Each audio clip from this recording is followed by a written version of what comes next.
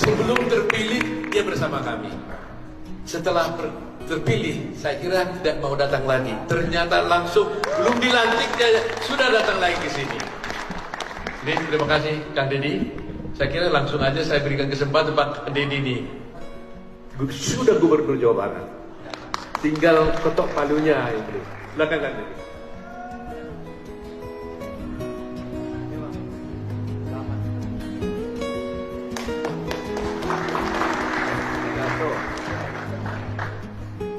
Assalamualaikum warahmatullahi wabarakatuh. Om Swastiastu, Namo Buddhaya, salam kebajikan, sampurasun. Ketua Umum Peradi yang hari ini sudah menjadi Wamenko Hukum dan HAM, yang dari mode rambutnya sudah semakin hitam, artinya jabatan struktural pemerintah membuat Pak Oto semakin muda.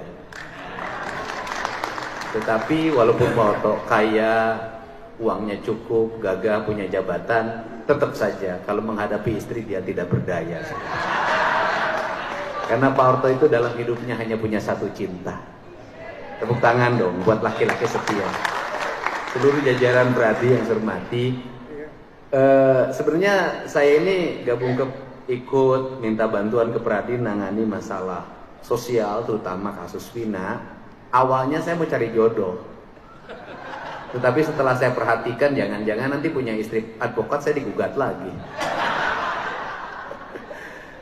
Tetapi orang melupakan hari ini, setiap hari orang itu, negara itu hanya fokus satu, bantuan beras, dua, bantuan pendidikan, tiga, bantuan kesehatan, empat, subsidi BBM.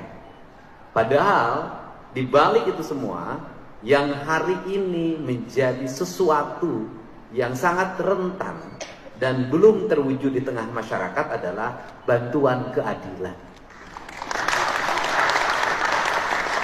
Kenapa? Justru dengan orang menghadapi problem hukum, dia bisa kehilangan pencaharian, dia bisa kehilangan pekerjaan, pencaharian, dia bisa kehilangan harta benda, dan dia bisa kehilangan derajat kesehatan. Karena ketika orang berhadapan dengan hukum, sebenarnya dia lebih berat dibanding orang tidak menemukan makan. Kalau orang tidak makan, masih ada kesempatan untuk berpuasa. Tetapi orang stres tidak bisa makan, itu tidak punya kesempatan untuk hidup sehat.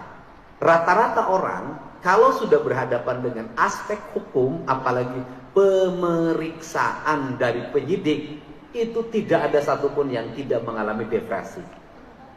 Dan itu dua yang akan dilahirkan, satu kemiskinan, kedua adalah kematian. Ini problem serius. Karena ini problem serius, sudah waktunya negara itu hadir. Saya kemarin bicara dengan salah seorang pejabat di kepolisian.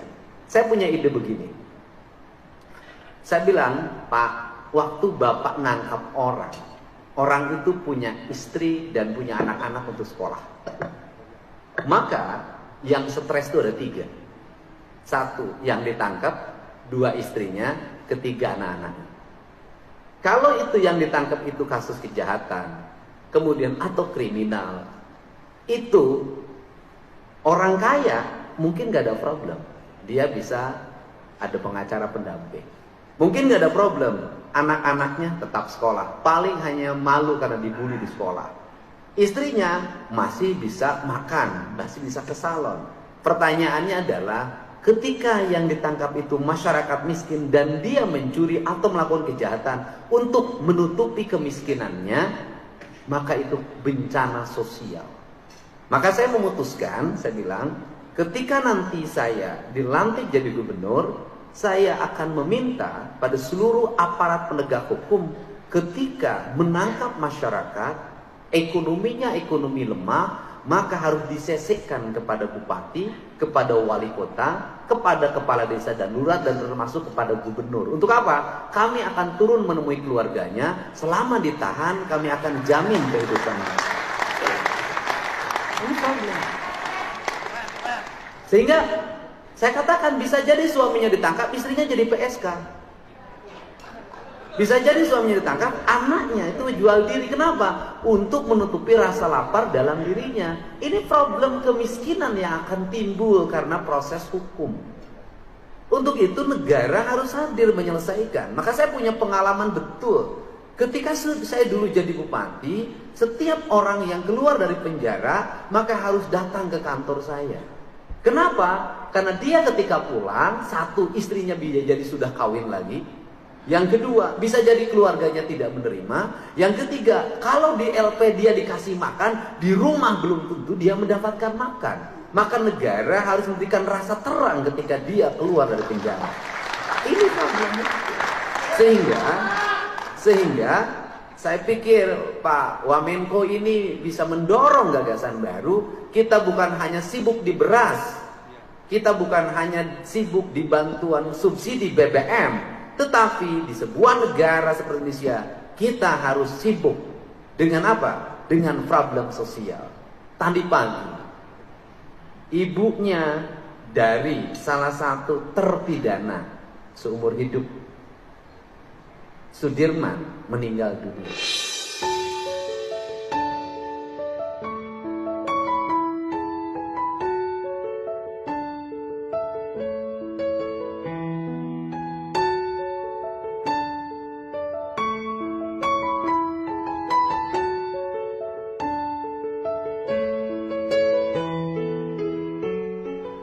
Pertama saya di WA, ketika masuk rumah sakit dia nggak punya BPJS. Saya katakan udah masuk umum saja. Setelah itu dikasih kabar meninggal, saya udah tahu ketika orang meninggal, ketika masuk rumah sakit dia pusing dari mana uang untuk masuk rumah sakit. Ketika meninggal dia pusing lagi, biaya angkut jenazah dari rumah sakit ke rumah berapa, biaya mengafani berapa, biaya menguburkan berapa, biaya selamatan orang bilang sadungnya berapa, biaya tahlilan berapa, biaya 7 hari berapa, biaya 40 hari berapa. Maka depresi itu akan melanda orang yang miskin. Semua peristiwa adalah rasa sakit. Untuk itu saya termasuk orang yang concern terhadap ini. Akan dua hal yang akan dilakukan ke depan. Yang pertama, perlindungan orang dari aspek asas praduga tak bersalah bagi masyarakat miskin yang mengalami proses penangkapan atau tuntutan pidana atau tuntutan perdata dari sebuah hal yang dihadapi. Yang kedua adalah memberikan perlindungan hukum bagi seluruh warga agar dia tenang. Kasus Cianjur itu juga sama. Ketika keluarganya ditahan, suaminya ditahan, istri dan anak-anaknya bagaimana? Sehingga saya waktu itu memutuskan, sudahlah sampai keluar dari tahanan keluarganya saya jamin kehidupannya. Ini banyak kasus seperti ini. Yang berikutnya adalah kasus yang paling menonjol hari ini waktu adalah hak atas tanah.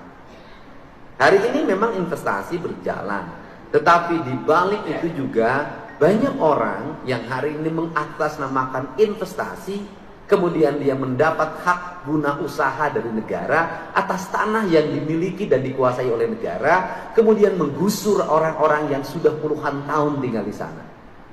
Itu juga problem baru lagi. Kenapa? Ketika mereka digusur dari tempat tinggalnya, mereka harus pergi kemana? Di situ bernegara berlaku tidak adil. Orang yang baru datang mendapat hak pengelolaan, orang yang puluhan tahun tinggal di sana terusir. Ini problem, mungkin bukan hanya di Jawa Barat, di berbagai tempat. Untuk itu mudah-mudahan pertemuan hari ini kita bisa memberikan jalan yang terbaik bagi upaya membangun rasa keadilan di masyarakat. Dan saya, walaupun hak hakim adalah hak yang mandiri, hak yang independen, atau hak otonom yang tidak bisa diintervensi siapapun, tapi saya yakin doa Faoto bisa segera putusan Mahkamah Agung terhadap 7 terpidana segera turun dan mudah-mudahan bebas. Karena publik selalu bertanya pada saya, Kang Deddy Mulyadi sudah jadi gubernur, ai pembunuh pina irah bebas. Nah ini saya bilang itu kan hakim bukan saya. Dan ini yang saya sampaikan, dan pada akhirnya orang yang bekerja dengan ikhlas, penuh keyakinan, membela kebenaran, saya yakin Tuhan akan selalu memberikan jalan keselamatan. Tapi orang yang menzalimi, orang yang mengkriminalisasi, walaupun dia bebas hidupnya, tapi hatinya dia tidak merdeka dan tersiksa. Gitu. Manusia itu ada yang kelihatan bugar wajahnya, tapi merana hatinya. Tapi ada yang kelihatan bugar wajahnya, tapi bahagia hatinya. Itulah Pak Oto Hasibuan. Kalau saya wajahnya ceria, kalau hatinya kadang-kadang ceria, kadang-kadang tidak. Tergantung dengan siapa saya ketemu. Terima kasih. Assalamualaikum warahmatullahi wabarakatuh. Sampurasun Om Santi Santi Santi Om.